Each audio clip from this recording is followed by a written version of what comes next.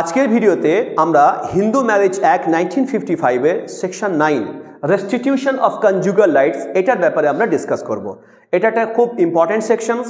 এটা থেকে প্রত্যেক বছর পরীক্ষাতে দেখা যায় কোনো শর্ট নোটস বা কোনো ব্রড কোশ্চেন্স এসে থাকে। তো রেস্টিটিউশন অফ কনজুগাল রাইটসের যে ডিটেলস প্রভিশনসটা আছে এটা পড়ার আগে একটু জানার চেষ্টা করি যে রেস্টিটিউশন অফ কনজুগাল রাইটস কথাটির অর্থ কী। রেস্টিটিউশন কথাটার অর্থ হচ্ছে পুনরুদ্ধার করা।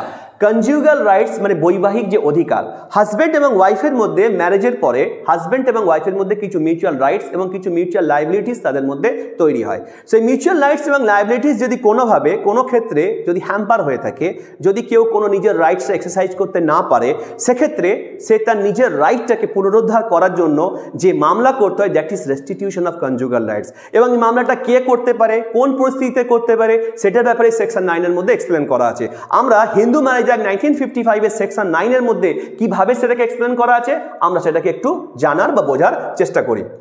সেকশন 9 হিন্দু ম্যারেজ অ্যাক্টের মধ্যে বলে দেওয়া আছে when either the husband or the wife has, when মানে যখন, either the husband or the wife has, husband অথবা ওয়াইফ কেউ একজন, মানে হাজব্যান্ডও এটা করতে পারে ওয়াইফও করতে পারে, কি করতে পারে, উইদাউট রিজনেবল এক্সকিউজ, কোনো যথোপযুক্ত কারণ ছাড়া, withdrawn from the society of the other, withdrawn কথার অর্থ নিজেকে সরিয়ে নেওয়া, from the society of the other অন্যের সোসাইটি থেকে।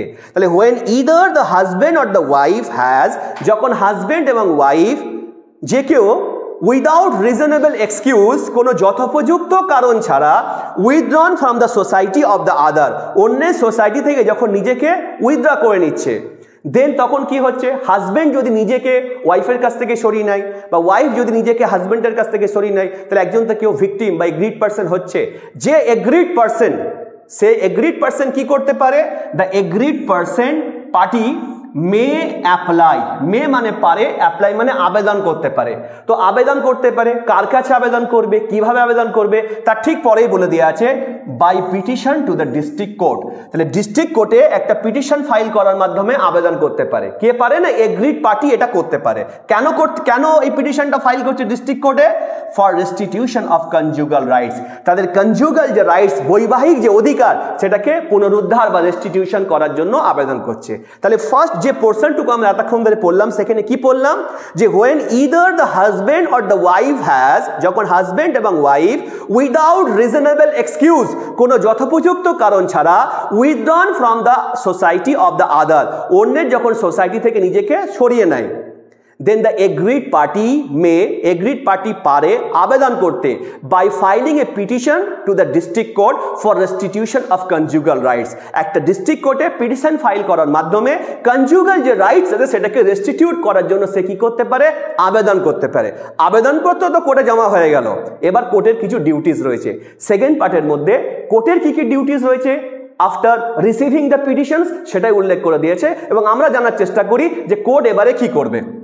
বলছে, the court on being satisfied with the truth of the statements made in such petition, যে পিটিশনটা কোর্টের কাছে করা হয়েছে সেই পিটিশনের মধ্যে যে স্টেটসমেন্টগুলো উল্লেখ করা আছে, স্টেটসমেন্ট মানে বিবৃতি, যেটাকে অ্যাভারমেন্টস বলা হয়ে থাকে। তাহলে কোর্টের কাছে যে পিটিশনটা ফাইল করা হয়েছে সেই পিটিশনের মধ্যে যে স্টেটসমেন্ট বা অ্যাভারমেন্ট বা যে বিবৃতি রয়েছে সেটার সত্যতা, ট্রুথফুলনেসের ব্যাপারে যখন কোর্ট নিজে স্যাটিসফাই হবে যে আবেদনকারী আমার কাছে যে আবেদনটা করেছে regarding restitution of conjugal rights, সেই আবেদনপত্রের মধ্যে যে স্টেটসমেন্ট বা অ্যাভারমেন্টস বা বিবৃতি রয়েছে সেটার সত্যতার ব্যাপারে যখন কোর্ট ইটসেলফ স্যাটিসফাইড হবে, তখন এছাড়া কি, and that there is no legal ground, সেখানে এমন কোনো লিগাল গ্রাউন্ড নেই why the application should not be granted, ওই যে আবেদনটা আমার কাছে করেছে সেটাকে রিজেক্ট করে দেওয়ার, সেটাকে গ্রান্টেড না করার মতো কোনো কারণ যখন কোর্ট দেখতে পায় না, তাহলে কোর্ট যখন নিজের থেকে ইটসেলফ স্যাটিসফাইড হবে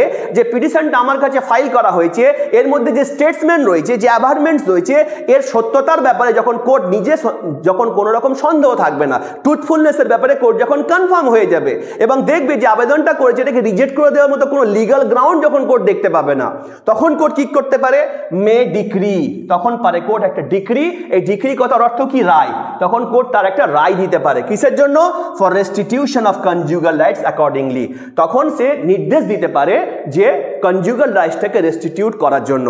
যে পার্টি কোনো কারণ ছাড়া ছেড়ে চলে গিয়েছে তাকে আবার পুনরায় এসে তার সাংসারিক জীবন বা কনজুগাল যে রাইটস আছে অন্য পার্টির সেটাকে কন্টিনিউ করার জন্য কোর্ট একটা নির্দেশ দিতে পারে। তাহলে আমরা এখানে দুটো পার্ট দেখতে পেলাম। ফার্স্ট পার্টের মধ্যে দেখতে পেলাম কি, যদি হাজব্যান্ড এবং ওয়াইফ কোনো কারণ ছাড়াই অন্যের সোসাইটি থেকে নিজেকে যদি উইথড্র করে নেয়, এগ্রিড পার্টি একটা পিটিশন ফাইল করার মাধ্যমে ডিস্ট্রিক্ট কোর্টে আবেদন করতে পারে কনজুগাল রাইটসটাকে রেস্টিটিউট করার জন্য। After receiving the petition it is the duty of the court. কি কোর্টের ডিউটি আছে? ফার্স্ট কোর্টকে এই যে পিটিশনটা তার ভেরাসিটি, তার সত্যতার সম্পর্কে কোর্টকে কনফার্ম হতে হবে। যখন কোর্ট ইটসেলফ স্যাটিসফাই হয়ে যাবে যে পিটিশনটা ফাইল করা হয়েছে তার মধ্যে সত্যতা রয়েছে এবং এই পিটিশনটাকে রিজেক্ট করার মতো কোনো গ্রাউন্ড নেই, তখন কোর্ট কি করতে পারে? May pass a decree for restitution of conjugal rights. তখন কোর্ট একটা রেস্টিটিউশন অফ কনজুগাল রাইটসের ডিগ্রি পাস করতে পারে। এই সেকশনের সাথে একটা এক্সপ্লেনেশন বা একটা ব্যাখ্যা দেওয়া আছে, একটা এক্সপ্লেনেশন বা ব্যাখ্যা দেওয়া আছে। সেই এক্সপ্লেনেশনের মধ্যে কি দেওয়া আছে? সেই এক্সপ্লেনেশনের মধ্যে বলা আছে ওয়্যার এ কোশ্চেন অ্যারাইজেস, যখন একটা প্রশ্ন অ্যারাইজ করে যাবে। কি ব্যাপারে কোশ্চেন অ্যারাইজ করবে? where there has been reasonable excuse for withdrawn from the society। একটা পার্টি যে আর একটা পার্টিকে ছেড়ে দিয়ে চলে গিয়েছে বা উইথড্র করে চলে গেছে অন্য সোসাইটি থেকে, বলছে এই উইথড্র করার পিছনে কি কোনো রিজনেবল এক্সকিউজ আছে? ওয়ার এ কোশ্চেন অ্যারাইজেস, যখন একটা প্রশ্ন অ্যারাইজ করে যাবে, whether there has been reasonable excuse, সেখানে কি কোনো রিজনেবল কারণ ছিল for withdrawal from the society, অন্য সোসাইটি থেকে উইথড্র করার জন্য। যদি এমন কোনো কোশ্চেন কোর্টের কেস অ্যারাইজ হয়ে যায়, সেক্ষেত্রে বলছে the burden of proving the reasonable excuse, যে রিজনেবল এক্সকিউজ ছিল, যথোপযুক্ত কারণ ছিল সেখান থেকে উইথড্র করার জন্য, এটা প্রমাণ করার লায়াবিলিটি। এই বার্ডেন কথার অর্থ কি? লায়াবিলিটি বা রেসপন্সিবিলিটি। কিসের লায়াবিলিটি? অফ প্রুভিং, প্রমাণ করার। কি প্রমাণ করার লায়াবিলিটি? রিজনেবল এক্সকিউজ ছিল উইথড্র করার জন্য, এটা প্রমাণ করার লায়াবিলিটি কার উপরে থাকবে?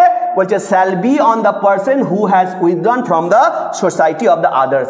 যে অন্যের সোসাইটি থেকে নিজেকে উইথড্র করেছে তাকেই কোর্টের কাছে এটা প্রমাণ করতে হবে যে তার এটা উইথড্র করার পিছনে যথেষ্ট কারণ ছিল, অন্য কাউকে কিন্তু নয়। এখন প্রশ্ন হচ্ছে, একটা উদাহরণ দিই জিনিসটা বোঝানোর জন্য। সাপোজ কোনো একজন হাজব্যান্ড প্রত্যেকদিন রাতে ড্রিঙ্ক করে আসছে, মদ্যপান করে আসছে, এসে তার ওয়াইফকে প্রতিদিন অত্যাচার করছে, মারধর করছে, এবং এই অত্যাচার সহ্য করতে না পেরে কোনো ওয়াইফ যদি তার বাবার বাড়ি চলে গিয়ে থাকে এবং তারপরে যদি হাজব্যান্ড গিয়ে কোর্টের কাছে সাধু পুরুষের মধ্যে যদি গিয়ে আবেদন করে যে আমার ওয়াইফ কোনো কারণ ছাড়াই আমাকে ছেড়ে দিয়ে চলে গিয়েছে, এবং কোর্ট তখন কি করবে? ওয়াইফকে জিজ্ঞাসা করবে তুমি যে চলে এসেছো বাপের বাড়িতে, তো কি কারণে এসেছো?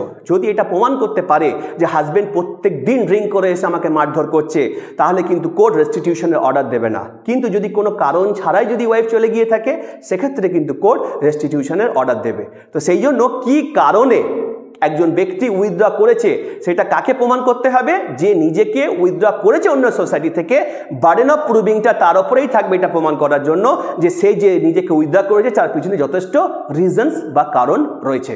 এটাই গেল রেস্টিটিউশন অফ কনজুগাল রাইটসের সেকশন 9 এর মধ্যে যেটা আছে সেটা ডিসকাশনস। কিন্তু যদি পরীক্ষায় প্রশ্ন এসে থাকে সেকশন 9 থেকে, সেক্ষেত্রে কিন্তু বিভিন্ন কেস ল সহ এই পয়েন্টগুলোকে সুন্দরভাবে কিন্তু এক্সপ্লেন করতে হবে।